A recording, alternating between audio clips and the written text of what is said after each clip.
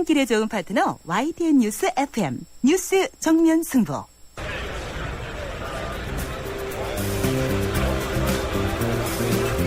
그들의 이야기가 아닌 우리, 진짜 우리들의 이야기를 들어봅니다. 시장에서 만난 오늘의 민심, 시장의 소리. 안녕하세요. 저는 관악구 준영동에 살고 있고요. 쌍둥이 태영태민이 엄마 정수진입니다. 현대시장에 애기 물품을 사러 나왔습니다. 애기 기저귀 사러 나왔어요. 아직 기저귀로 못 됐어요. 그러니까 6살 쌍둥이 남자아이를 가진 엄마인데요. 제가 이제 나이가 좀 있어서 이제 딸이 없어서 저희도 이제 셋째를 가끔 생각을 하는데 입양을 하면 어떨까 이런 생각을 해보기도 했어요. 근데 가장 입양의 첫째 조건 먼저 생각드는 게 경제적인 문제인 것 같아요. 경제적인 문제가 좀 된다면 저는 입양을 할 생각이 좀 있어요. 저는 긍정적인 편이에요. 근데 아이들 키우다 보니까 너무 힘든 일이 많아서 내 새끼니까 이렇게 키우는데 정말 남의 아이를 키우는 사람들 보면 정말 대단해 보여요. 근데 대부분이 아이를 못 갖거나 없는 사람들이 입양을 많이 생각하잖아요. 내 새끼면 넷도 다섯도 키우는데 입양하는 자식도 내 새끼라고 생각한다면 충분히 그건 가능할 수 있다고 생각하거든요. 그래서 저는 많이 긍정적으로 생각합니다.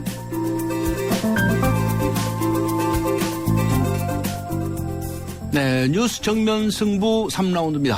매일 3라운드에서는요, 진짜 민심이 들리는 곳, 시장에서 여러분들의 목소리를 듣고 있습니다. 오늘 시장의 소리는요, 현대시장에 아기용품을 사러 나오신 쌍둥이 엄마 정수진 씨의 의견 들어보았습니다. 경제적인 문제만 해결된다면 입양에 대해서 긍정적인 생각을 가지고 있다. 이렇게 얘기를 해 주셨군요. 요즘 국내 입양 비율이 줄어들고 버려지는 아이들이 많아졌다고 하는데요. 이런 안타까운 상황이 반복되지 않도록 정부에서 대책을 내놓아야 하지 않겠나 싶습니다. 그리고 오늘 강조는 뉴스 정면 승부 yes or no에서는요. 이런 질문을 드렸었죠. 지방선거 앞두고 공직자들 줄줄이 사퇴 옳습니까? 이런 질문에 대해서 정치와 여러분들과 이렇게서 많은 의견을 주시고 계십니다. 몇 가지 살펴보죠. 2318님. 예스에 손을 들어주셨군요. 옳소. 공직자였던 사람이 정치권에 뛰어들어서 답답한 부분을 걸고 주고 바꿔줄 수도 있을 거라 생각해요. 본인의 의사가 뚜렷하면 나쁘지 않다고 봅니다. 라고 적어주셨습니다. 3158님. 노를 적어주셨습니다. 선출직 공직자가 중간에 그만두면 그 자리에 앉힐 사람을 선거를 통해 다시 뽑아야 할 텐데 선거에 드는 비용도 그렇고 시간도 낭비입니다. 여러모로 무책임한 행위입니다. 이런 의견을 보내주셨네요. 네, 아직 의견을 보내주시지 않으시는 분들은요. 휴대전화 우물정 0945로 의견을 보내주십시오. YTN 라디오 앱 예스로 듣고 계시는 분들은요. 게시판에 남겨주셔도 됩니다. 의견 남겨주신 분들 중에서 추첨을 해서 소정의 선물을 보내드리도록 하겠습니다. 지금부터 뉴스 정면 승부 3라운드 들어가겠습니다.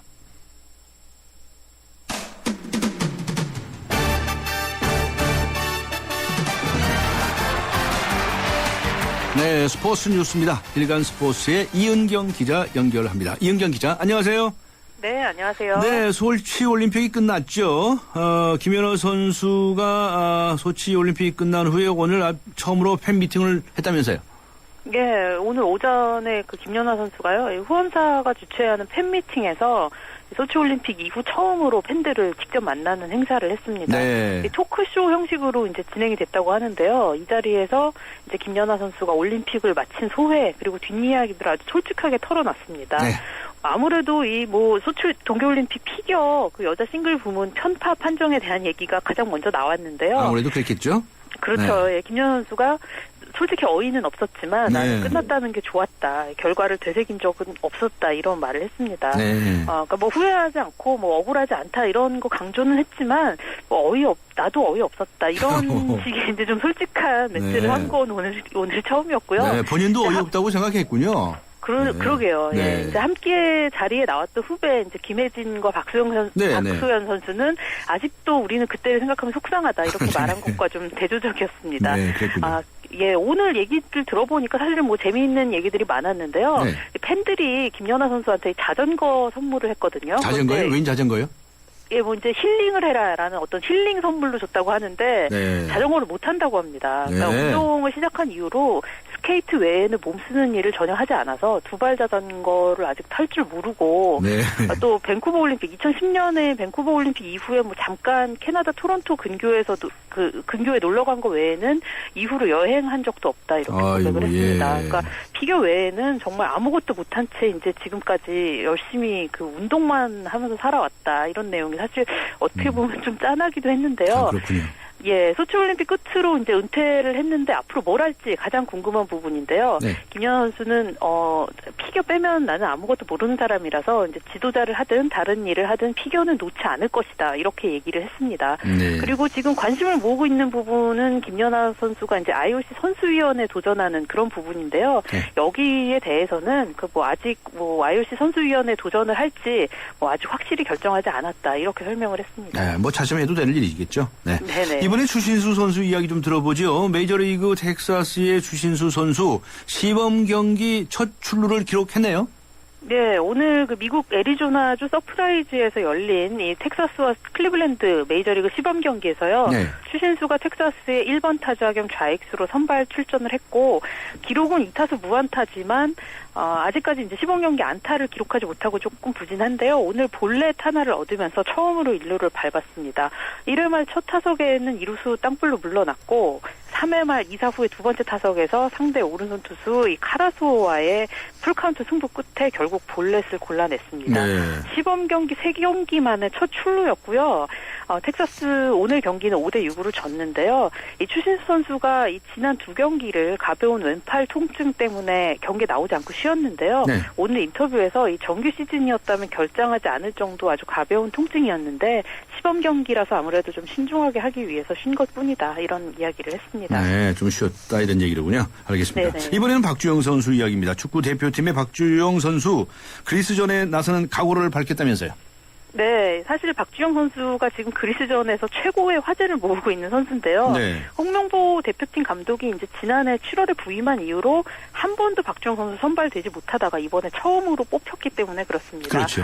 예, 홍 감독이 부임할 때부터 소속팀에서 벤치에만 있는 선수 뽑지 않겠다 이렇게 원칙을 내세웠다가 박주영 선수 계속 아스날에서 벤치 신세만 졌기 때문에 뽑히질 네. 못했죠. 그러다가 그렇죠.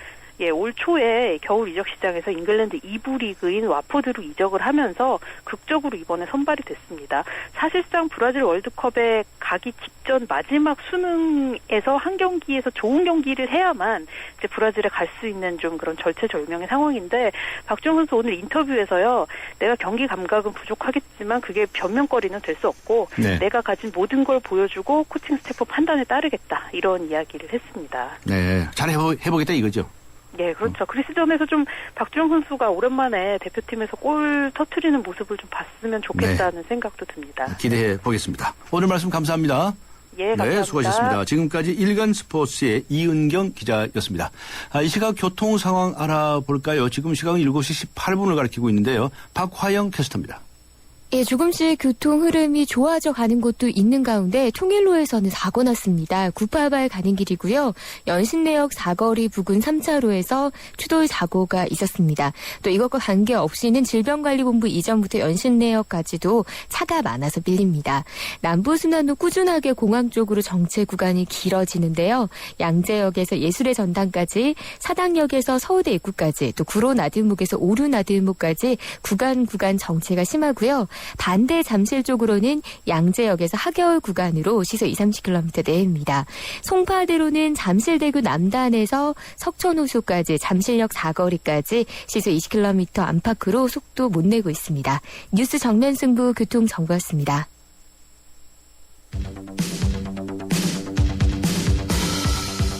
퇴근길을 함께하는 냉철하고 따뜻한 뉴스 정면 승부. 뉴스 정면 승부는 여러분의 참여를 기다립니다. 50원의 유료 문자 샵 0945와 YTN 라디오 스마트폰 어플리케이션 예스를 통해 여러분의 의견을 보내주세요. 뉴스 정면 승부는 여러분의 의견에 항상 귀 기울이고 있습니다.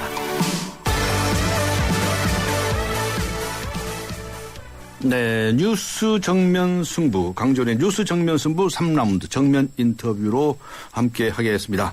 2008년 미국에 입양된 한국 어린이 4명이 양부모의 손에 목숨을 빼앗긴 사건이 있었죠.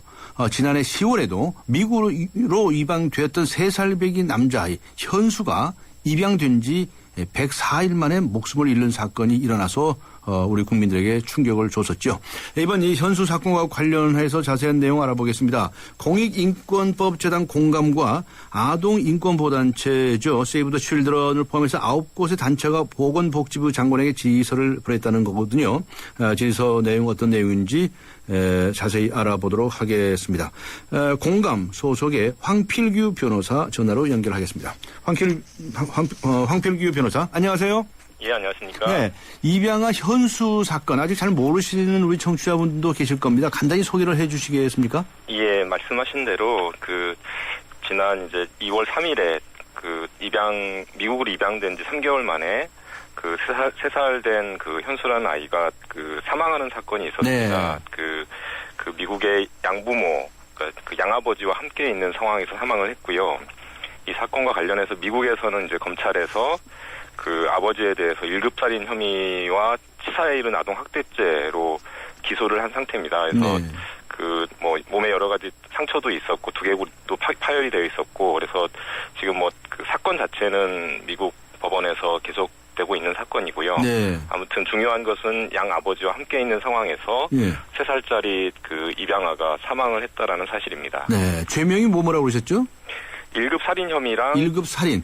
예, 그리고 치사에 이른 아동 학대죄도 그렇군요. 합니다. 아주 중죄인데요. 예. 미국에서는 재판 진행 중이고 이번에 보건복지부 장관에게 질의서를 냈다고 하시는데 어떤 내용입니까? 일단 저희가 봤을 때는 굉장히 심각한 문제고 여러 가지 좀 문제점을 지적할 수 있는 사안이라서 저희가 사실은 질의서를 보내기 전에 보건복지부에서 먼저 좀 상황을 조사를 하고 어떤 입장을 천명해 주시기를 바랬었는데 그러지 못해서 이제 저희가 질의서를 발송하게 되었고요. 원칙적으로 어떻게 보면 아동보호 전반적인 체계에 관련해서 이런 현수 사건 같은 사건이 일어나지 않기 위해서는 어떤 관리 감독이 되어야 하는지 그리고 실제로 어떤 관리 감독이 이루어졌는지 그러니까 어떤 원가정 보호라든지 대안적 양육의 문제, 국내 입양 우선의 문제 그리고 불가피한 국외 입양 시 어떤 조치가 취해져야 하는지에 대해서 좀 포괄적으로 질의를 드렸습니다. 네, 입양 과정에서 여러 가지 문제점이 없는지에 관해서 이제 확인하기 위한 질의서군요. 예. 이번 미국 입양 기관이 카톨릭 체리티였습니까? 예. 근데 이 기관에서 좀 관리가 좀 잘못됐다거나 의혹이 있나요? 그 부분 관련해서는 사실은 이제 이게 전 과정에서 발생한 여러 문제가 있기 때문에 미국 입양 기관만 특별히 어떤 문제가 있었다라고 보기는 어렵긴 한데요. 일단 저희가 좀 의문이 드는 것은 이 가톨릭 체리티스 자체적으로도 입양이 된 이후에 6개월 동안 3회에 걸쳐서 가정 방문을 실시하고 최소한 3회에 걸쳐서 가정 방문을 실시한다라고 되어 있고 그 비용 자체도 사실 양부모한테 부담을 지우고 있는 상황입니다.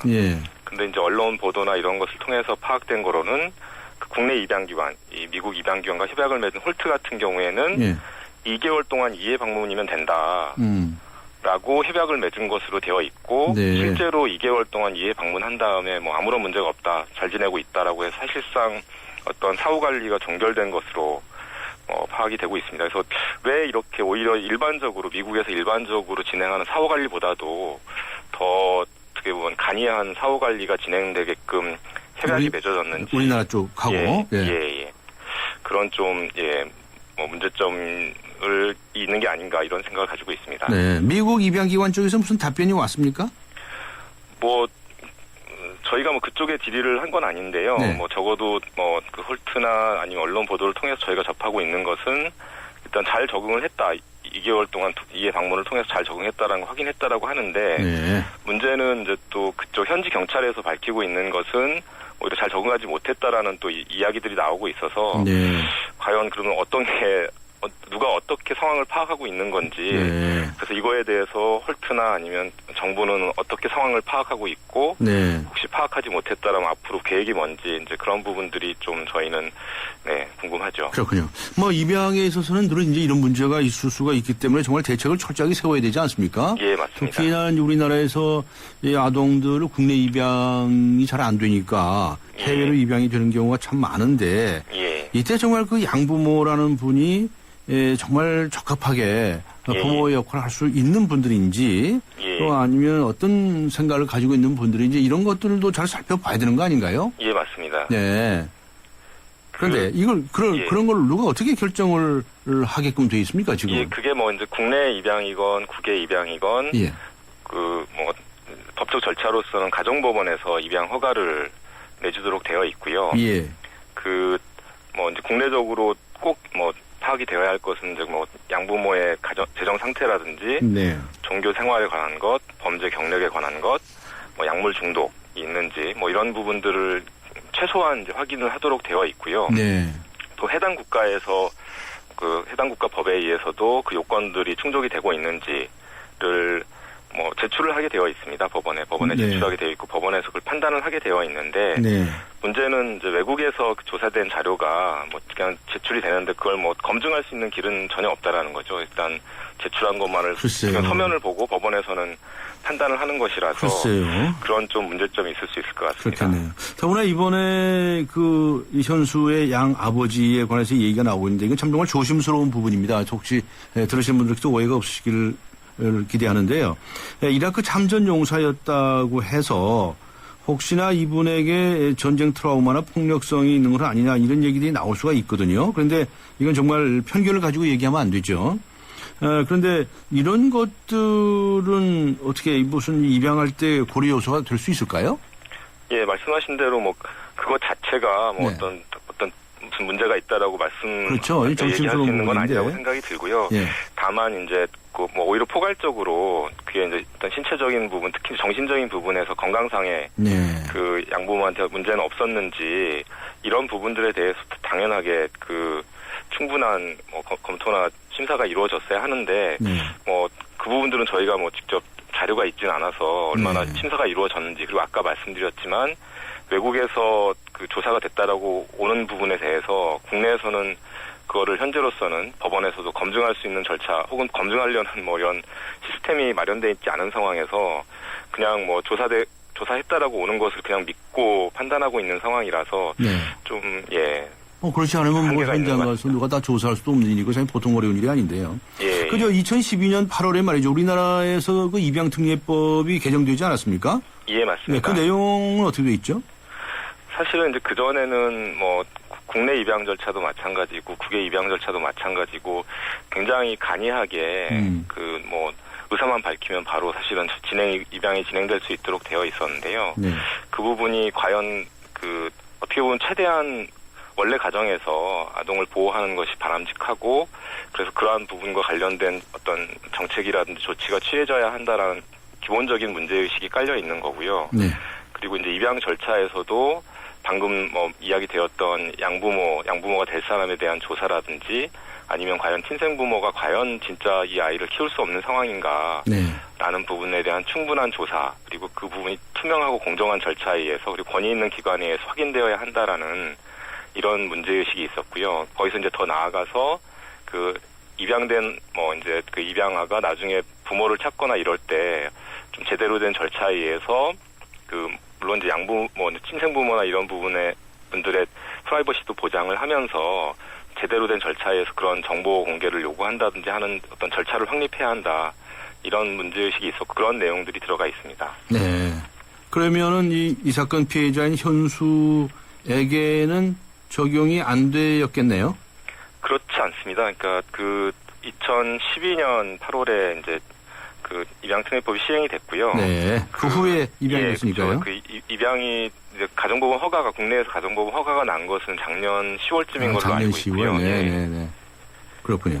그런데도 불구하고 이런 예. 사건이 발생을 했어요. 예. 정말 안타까운 일인데 자 이런 일이 일어나면 안 되지 않겠습니까? 예, 맞습니다. 네, 어떻게 해야 예. 이런 안타까운 사건들을 미연에 막을 수 있을까요?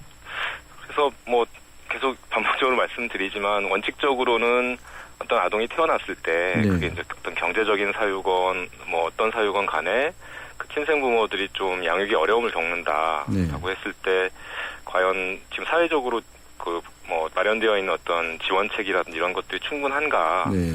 그리고 기존에 부족하나마 마련되어 있는 그런 지원책이나 이런 것조차도 충분히 이분들한테 안내되고 있는가?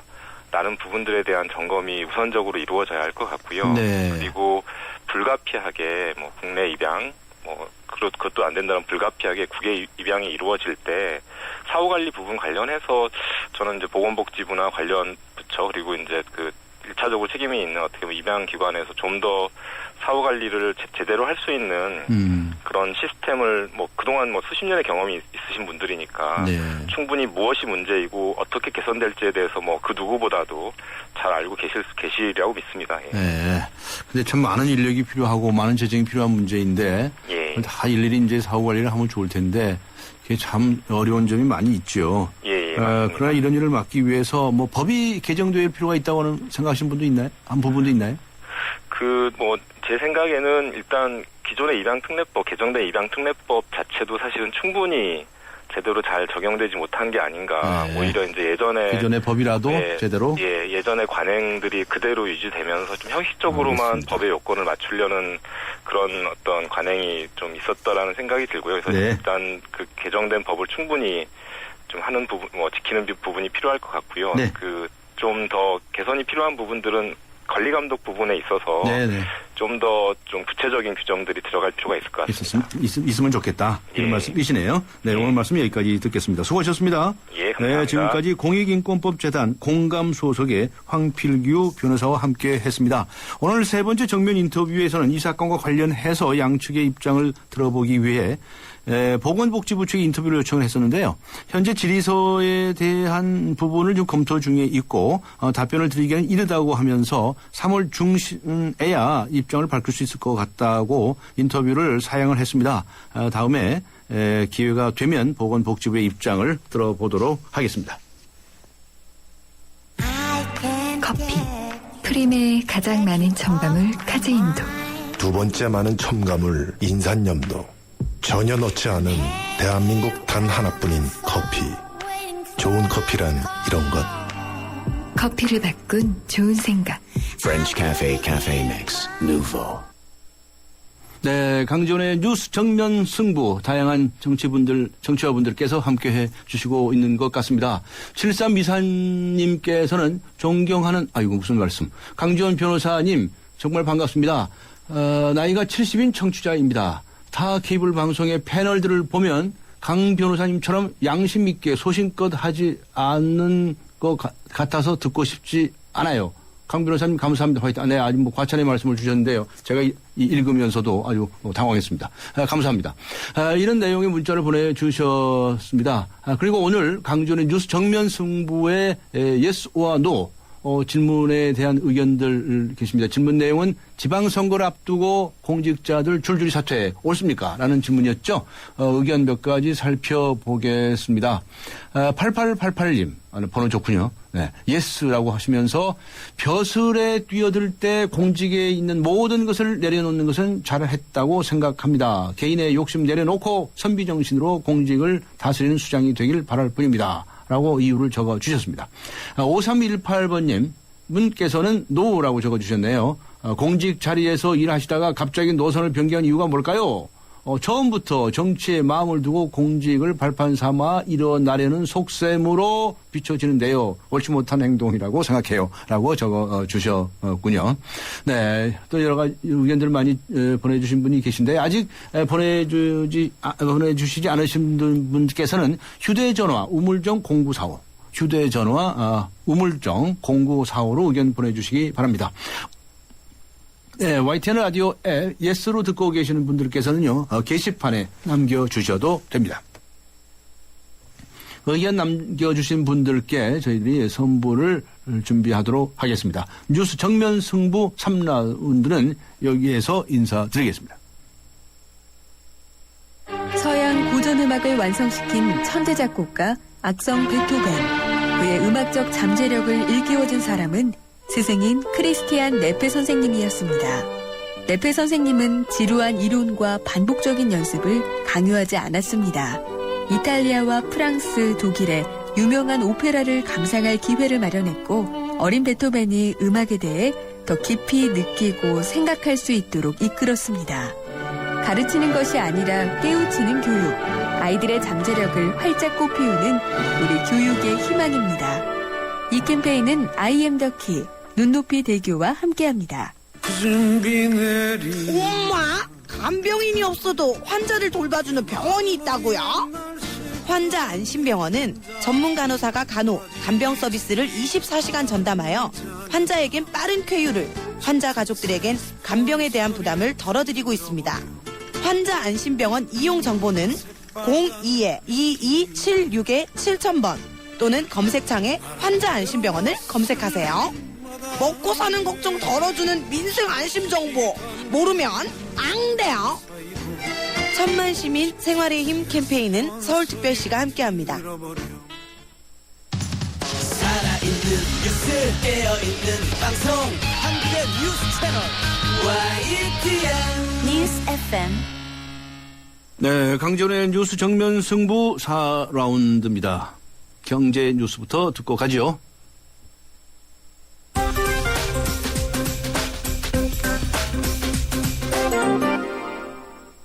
네, 경제 뉴스입니다. 머니투데이의 김태훈 기자 연결하겠습니다. 김태훈 기자, 안녕하세요.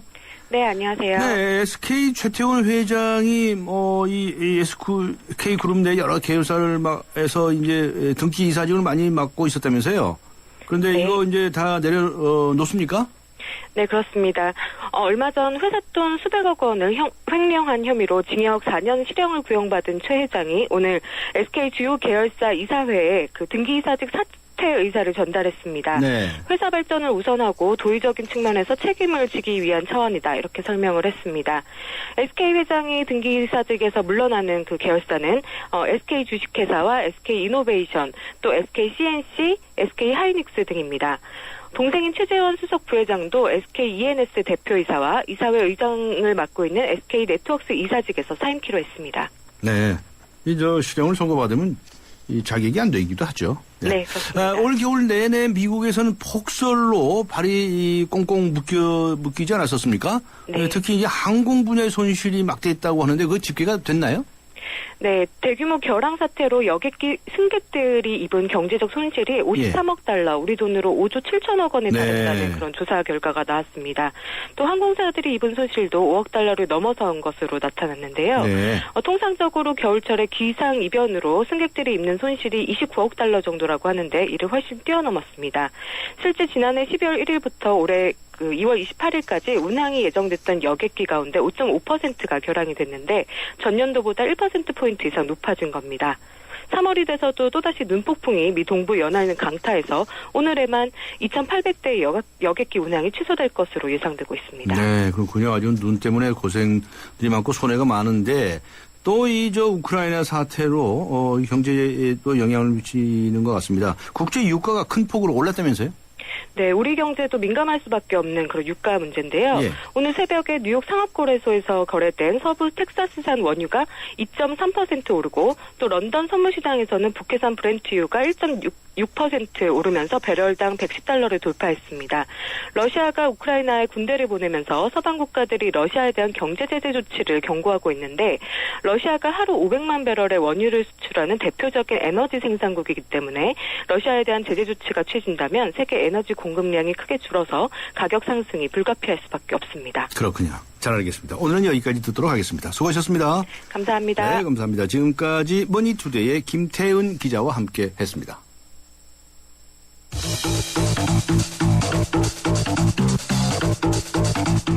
오늘의 사건을 냉철한 법의 논리로 풀어봅니다. 법, 아는 만큼 보인다.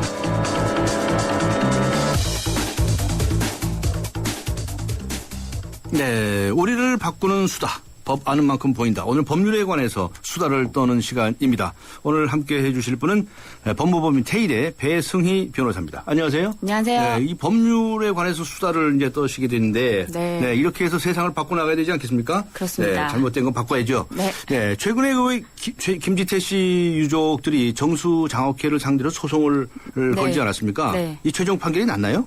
지금 대법 지금 판결이 났고요. 네. 대법원에서도 이제 기각 판결에 대해서 심리불속행으로 심리를 아예 하지 않았고요. 원고가 패소한 거죠. 예, 그렇습니다. 아, 그렇군요. 자, 그런데 이제 정수장학회 관련 사건 하면 잘 모르시는 우리 정치자분도 있을 수 있죠. 그렇죠. 간단하게 간단하게 설명을 좀 해봐 주시겠습니까? 네, 정수장학회는 5.16 군사 쿠데타 이듬해 설립된 5.16 장학회 후신입니다. 네. 그래서 김지태 씨가 설립한 부일 장학회가 모태인데요. 이 김지태 씨가 62년도에 부정축제 처리법 위반으로 구속 기소돼서 재판 받던 중에 이 부산일보 주식과 MBC 그리고 부산 MBC 주식을 넘기면서 5.16 재단에 넘기면서 이 장학회를 출범을 시켰고요. 이 과정에서 구속 수사 받던 중에 넘겼으니까 강압적으로 넘긴 것이다. 이런 문제가 제기되었고 이 5.16 장학회 이후에 전두환 정권 들어서면서 이제 정수장학회로 명칭이 변경됐고 뭐 관련해서는 이제 박 대통령 현재 박 대통령이 이사직도 하시고 그러셨죠. 네. 그러니까 이제 이 김지태 씨라는 분이 부산 지역이 아주 부자였죠. 예, 부산 지역 기업인으로서 굉장히 그 전국구로 활동하시던 기업인입니다. 네, 이거 이제 부일 장학회라는 걸 만들었었는데. 네, 그렇죠. 이분이 이제 이 부정축제 뭐 했다고 그래가지고 잡혀갔어요. 네. 잡혀가지고 혼났죠. 네, 혼나서. 네. 그때 이제 이거 내놔라. 네, 내놓으면 풀어주겠다. 이런 거죠. 그래갖고 그걸 이제 갖다 바쳤다는 거 아니에요? 그렇죠. 근데 이게 강압이지 아니냐? 그게 쟁점이 됐겠네요. 네, 그렇죠. 그 사실 재판은 우선적으로 피고가 누구인가, 뭐 정수장학회인가 아니면 국가인가가 문제되고요. 두 번째로는 이것이 피고가 누구였는데요? 1심에서는 정수장학회로 했는데 2심에서는 이제 국가로 판단을 했습니다. 근데 결론은 뭐 똑같고요. 문제되는 것은 이제 이 넘긴 증여 행위 자체가 무효 행위이냐 취소 행위이냐 문제인데 우리 법이 무효와 취소를 구분하고 있기 때문에 이것을 판단을 해야 되었습니다. 근데 이 구속 재판을 받으면서 구속 수사를 받으면서 넘긴 것이 자유 의사를 빼앗긴 상태에서 뭐 손을 쓸 수 없을 정도의 상태에서 날인을 한 것이냐 아니면 지금 뭐 판결대로 건강 상태 때문에 일단 주고 나오자 이런 의미에서 일단 주겠다는 의사가 있었던 것이냐 그렇게 되면 취소 사유이기 때문에 이 제척 기간이 시효에 걸리는 것이거든요. 네, 그런 문제들이 있었죠. 그래서 결국에는 이거는 무효 사유는 아니고 취소 사유다. 그렇다면 제척 기간에 걸리기 때문에 행사할 수가 없다. 그러면 또 유족에서는 아니 그럼 취소를 언제 할 수 있느냐. 박정희 대통령 돌아가신 후에나 할 수 있는 거 아니냐. 지금 국가가 이런데. 그래서 이 시효를 좀 제척 기간을 넘겨야 되는 거 아니냐 했는데 결국 그것도 아니다. 재판부 판결이 났죠. 네. 지금 배 변호사님께서 제척 기간이 어떻고 무효가 어떻고 취소가 어떻고 말씀하셨거든요. 네네. 근데 워낙에 유식한 말씀이 돼가지고 좀 어려웠나요? 네. 이게 잘 알아듣기 어렵다는 거 아십니까? 네, 그렇죠. 이게 뭐 사실 법률가들도 어려운 문제인데요. 저도 법률 공부했지만 어렵습니다. 어렵죠. 예. 네. 그러니까 이제 이런 거죠. 그 이제 구금 상태에서 이거 갖다 바쳐라라고 이제 요구를 했을 거 아니겠어요? 군부에서. 그렇죠. 예, 군부에서. 뭐 총 들고 했는지 안 했는지 모르지만 그렇죠. 근데 이게 만약 무효다라고 하면 지금이라도 되찾을 수 있는 거예요? 그렇죠. 무효 같은 경우에는 처음부터 끝까지 무효이기 때문에 그렇지. 뭐 제척 기간이고 뭐 소용없고 없죠. 날이 몇 날 며칠이 간다 하더라도 당연히 무효인 거죠. 네, 당연히 무효인 그럼 것이고요. 이번에 이것도 그냥 무효다라고 판결했었으면 다 돌려받겠네요? 그렇죠. 근데 이건 왜 취소냐? 취소라는 거는 유효한데 추후에 무효로 만들 수 있다는 것이거든요. 그러니까 일단은 유효하다는 거죠. 그럼 왜 유효하냐? 지금 관련 기사를 좀 살펴보니까요. 가족들이 이런 얘기를 해요. 그러니까 구속되어 있는데 뭐 정부에서 돈을 내놓으라고 한다. 그래서 가족들이 아버지 건강이 먼저다. 그럼 일단 줘라. 주고 나오자. 그래서 김지태 씨는 나가서 주겠다. 이런 얘기들이 오가요. 나가서 주겠다. 네, 나가서 주겠다. 그러니까 지금은 도장을 찍지 않겠다. 구속 사유 구속일 때는. 줄 생각 없었구만 그러면. 예, 그렇죠. 내심으로는 그렇지만 이게 또 법률적인 건으로 효과의사라는 거는 자기가 도장을 찍었다는 거잖아요. 그런 거를 판단했을 때는 무효로 보기에는 강압이 그 정도 강압은 아니지 않았겠느냐. 이제 사후적으로 이제 법관은 그렇게 판단을 한 것이죠. 저기요 길가에 가다가 네. 강도가 칼 들이밀고 도장 찍어라라고 해서 억지로 찍었어요. 네. 그럼 무혐의입니까 취소 사유입니까? 또 뭐 판단해야겠지만 네. 그 관련해서 수표도 강도가 빼앗아 갔는데 그거를 이제 재건했다. 그걸 해서 부도수표로 만들면 그것도 처벌이 되거든요. 네. 그러니까 법률적으로는 사실 명확하게 판단을 해야 돼서 이런 판결이 나오지 않았나. 심리적으로야 당연히 무효가 아니겠냐 하겠지만 건강상 때문에 그랬다. 혹은 뭐 일단 주고 나오자. 뭐 이런 얘기가 있었다면 이제 재판부 같은 경우에는 이제 이걸 취소 사유로 보게 된 것이죠. 야, 이게 너무 어렵네요, 그죠? 좀 어렵습니다. 근데 좀 이게 어려운데 네. 아니 근데 억지로 뺏겼으면 돌려주면 되지. 네. 뭐가 그렇게 뭐 복잡합니까? 그러게 네? 말입니다. 네, 이 세상을 바꿉니다. 이 법률 수단을 떨고 있는 시간입니다. 마음 놓고 편하게 말씀하셔도 되겠습니까? 되는데 네. 이 법이라는 게 국민들에게 상식이 맞아야 되는 거 아닙니까? 네, 그 무효 취소 같은 경우에는 이제 그 당시에 그 군부에서 정권을 잡아가지고 그거 엄하게 했는데 네. 그냥 간이고 두근두근 떨렸을 거 아닙니까? 그렇죠. 그 영화 변호인 보시면 네. 그 얼마나 탄압을 받는지가 네. 조금이라도 나오잖아요. 네. 사실 그 정도라고 본다면. 배 변호사님 붙들려가면 그렇게 할 것 같아요, 안 할 것 같아요? 굉장히 무섭겠죠. 저도 그 영화 보면서 아 정말 저렇게까지 하나 네. 화도 나고 했는데. 우리 법이 뭐 그렇게 되어 있다고 하고 네. 또 이거는 또 정치적인 문제도 개입되어 있기 때문에 이게 뭐 정치적인 문제고 개입도 있습니까? 뭐 그렇다고 하니까 무슨 정치적인 문제가 있는지는 모르겠는데 법은 법대로 해야죠. 그렇죠. 정치적인 걸 고려하면 안 되죠. 그런데 뭐 실제로 증여하겠다는 의사를 밝히고 네. 증여를 했다 이런 게 뭐 문서화되던 뭐가 나왔다면 이제 법관으로서는 사후에 판단한다면 네. 그것으로밖에 판단할 수가 없기 때문에 또 이런 판결이 나올 수도 있을 것 같아요. 그래서 유사한 사례가 있다면 이제 전두환 정권 부정축제자로 재상 한수 받았던 김진만 이 사건도 있었는데요. 동일하게 이렇게 소송을 제기했지만 결과적으로는 전부 패소를 당했습니다. 그래서 사실 이렇게 강압이라는 거 또 의사가 박탈된 상황에서 뭐 강압적으로 했다는 거를 사후에 입증하기가 굉장히 어렵고 또 그것을 판사가 어느 정도 입증해서 받아들일지가 사실 지금 재판부의 어떤 감정이라든지 법감정이 지금 좀 사실 국민들이랑은 맞지 않는 면이 있는 것이죠. 네. 예. 법관들이 지금의 생각이 지금 법관들의 생각이 우리 이 국민들의 법감정 안 맞는다고요? 중대 발언하셨는데. 큰일인데요. 철회하겠습니다. 아니 철회를 하십니까? 철회하겠습니다. 철회하시면 안 되죠. 근데 사실 실제로는 그 국민들이 납득을 하겠어요, 이거? 그러니까 실제로는 법관들 같은 경우에는 약간 보수적인 면이 있기 때문에 이 사회가 발전하는 것만큼 그 법감정이 따라가질 못하는 면이 실제로 있고요. 또 판결에서도 과학이 발전하는 것만큼 또 법관들이 그거를 빠르게 받아들이지는 않습니다. 그래서 이런 사안도 그런 면에서 보자면 뭐 그렇게 될 것 같고 또 문제된 거는 이 사안에서는 이제 정관예우가 문제가 되었어요. 전관예우? 예. 그것도 무슨 얘기인지 그 얘기 해주셔야 되겠는데. 피고가 선임한 변호사가 이제 바로 직전 뭐 2010년도에 재판이 됐는데 2010년도에 뭐 판사 출신인 변호사를 선임했다. 뭐 그래서 이제 정관예우 아니냐. 이 판결문이 뭐 피고가 제출한 것과 동일하다. 이렇게 해서 국회에서도 한번 뭐 문제를 지적했던 적이 있었습니다. 네. 그거에 뭐 이제 피고의 말이 옳다고 생각해서 판결문에 옮겼겠죠. 그렇죠. 그 자체는 문제가 아닐 거지 생각이 드는데요. 제가 저도 젊었을 때 법률 공부를 하지 않았겠습니까? 네, 잘 하셨잖아요. 아니요, 무슨 이 교과서를 보고서 이제 달달달 외우기도 하고 했는데 세상에 나와가지고 검사 노릇도 하고 변호사 노릇도 뭐 변호사는 오래 하지도 않았습니다. 한 6, 7년 했나요? 그리고 지금도 다 문도 닫아버렸는데요. 근데 실제로 해보니까 교과서가 과연 잘 된 것인지 의문이 더라고요. 아직 뭐 우리 법제가 사실 우리 법이라는 것이 전통적으로 발전한 게 아니라 또 수입한 법이고 또 그 발전해 가는 과정에서 말씀 잘하셨어요. 아주 수입해온 거예요. 독일을 그대로 따라온 거고 현재는 또 미국에서 들어온 학자들 때문에 또 미국 법을 따라가서 로스쿨이란 것도 도입이 됐잖아요. 결국에는. 그래서 여러 가지가 섞여 있고 또 우리가 전통적인 생각을 가지고 법을 발전시키질 않았기 때문에 좀 그런 문제점들이 있긴 그래서 있습니다. 그래서 저는 또 한 가지 생각한 게 조금 전에 무효하고 취소하고 어떻게 다르다. 이렇게 아주 어려운 유식하신 설명을 해 주셨는데. 다 배우는 것인데. 그런데 솔직히 말해서 우리 시장에서 말이죠. 거래하시는 분들께서는 그 말 알아듣겠습니까? 어렵죠. 전 그래서 조금이라도 본인의 의사에 반하는 결정을 순간적으로라도 하겠다라고 하면 다 무효다. 평생 가두면 언제든지 청구할 수 있단 말이죠. 네. 정권이 바뀌든 세상이 바뀌든 상관없이. 네. 또 내가 이제 몸이 나빴었는데 뭐 건강해진 후에 다시 자기 권리를 주장한다든가 말이죠. 할 수 있게 해줘야죠. 네. 제척기간 10년이 뭡니까? 10년이. 10년 동안 그럼 봐주고 10년 지나면 안 봐주고 또 무슨 경우입니까 그게?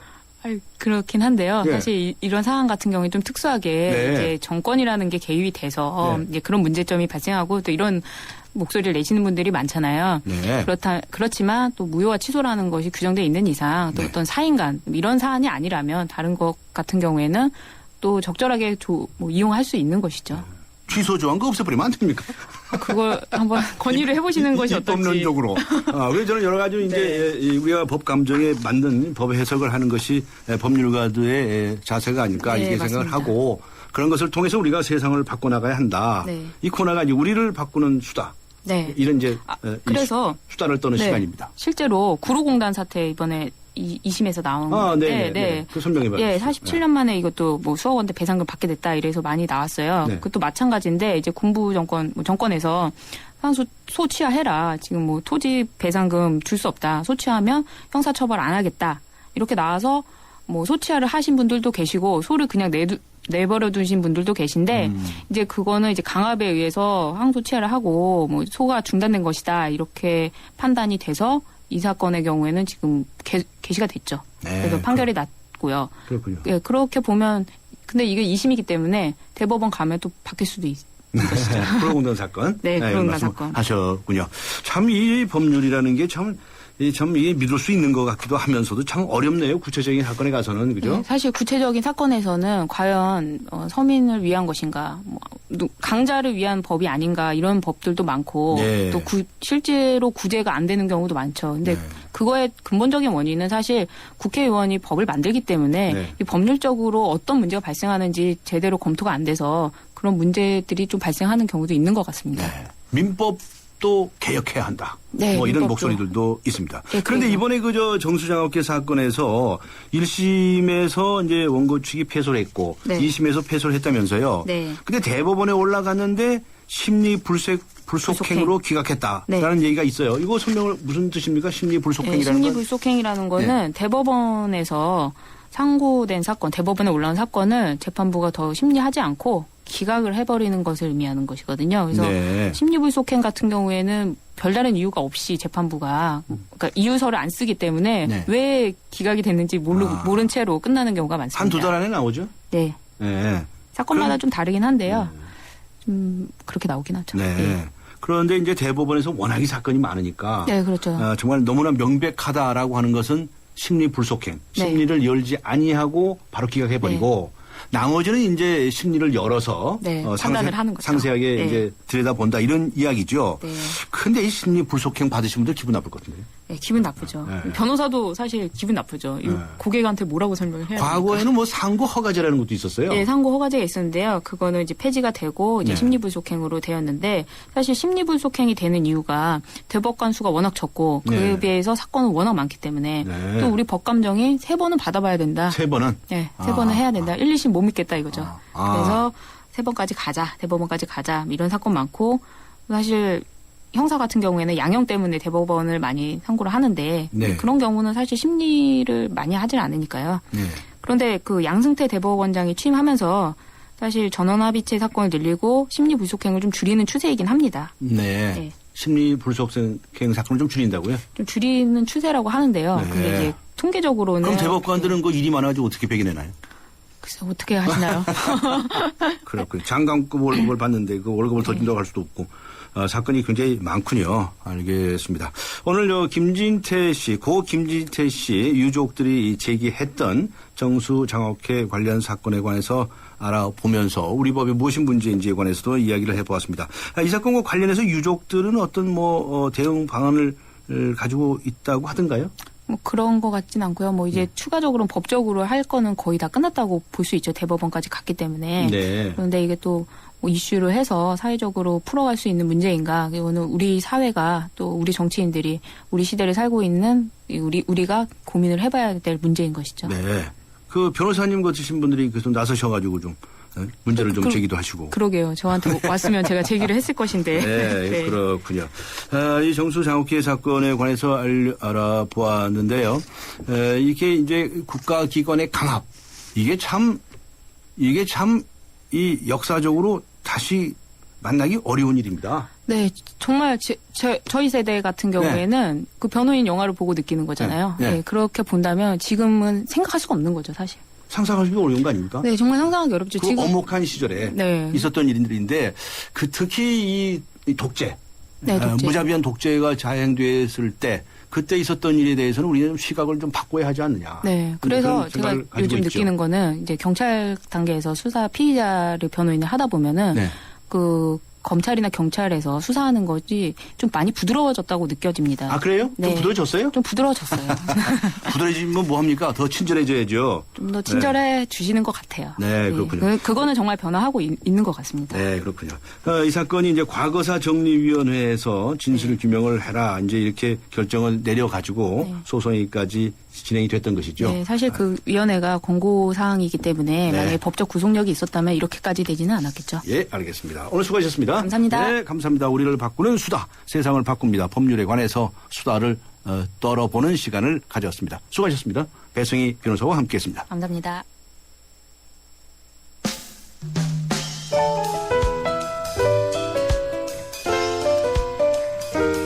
네, 오늘 강지원의 뉴스 정면 승부 예스와 노에서는요, 지방선거를 앞두고 공직자들 줄줄이 사퇴 옳습니까? 이런 질문을 드렸었죠. 정확한 조사는 아니지만 자체적으로 집계한 결과를 보겠습니다. 예스와 노의 비율은 4대 6으로 나타났네요. 공직자들의 줄사퇴 옳지 않다는 얘기 조금 많은 것 같은데 이건 정확한 여론조사가 아니기 때문에 오해 없으시기를 바랍니다. 의견 보내주신 분들 중에서 휴대전화 뒷자리 3158님 선물 보내드리도록 하겠습니다. 의견 많이 보내주셨는데요. 모두 감사의 말씀을 드립니다. 강전의 정면 승부, 뉴스 정면 승부 오늘 여기서 마치겠습니다. 프로듀서 신아람. 네, 기술감독 안홍진, 신동해, 작가 정선임, 강예은이었습니다.